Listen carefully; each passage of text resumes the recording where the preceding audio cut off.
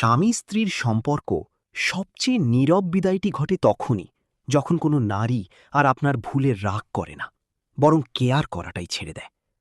আপনি ভাববেন আজকাল সে অনেক শান্ত, কিন্তু আসলে সেই শান্ততার ভেতরেই লুকিয়ে থাকে সম্পর্ক শেষ হওয়ার সবচেয়ে ভয়ঙ্কর চিহ্ন।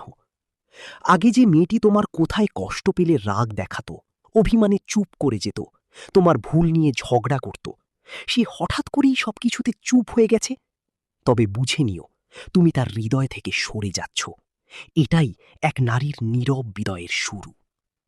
মেয়েরা যখন ভালোবাসে তখন তাদের আবেগগুলো অনেক রঙের হয়।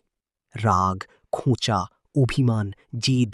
বাইরে থেকে এগুলো ঝগড়া মনে হয়, কিন্তু ভেতরে ভেতরে এগুলোই তাদের সবচেয়ে গভীর ভালোবাসার ভাষা। যে মেয়েটি আপনাকে নিজের মানুষ মনে করে, সেই মেয়েটি আপনার উপর রাগ দেখানোর সাহস পায়, আপনার ভুল নিয়ে লড়াই করে, আপনার কথায় মন খারাপ করে। কারণ সে চায় আপনি বদলান, সম্পর্কটা টিকে যাক, ভালোবাসা থেমে না যাক। কিন্তু যেদিন থেকে সে আর কোনো কথা বলে না, ঝগড়া করে না, অভিমান করে না, সন্দেহও করে না, তখন জেনে রাখবেন তার ভেতরে আর আপনার জন্য জায়গা নেই।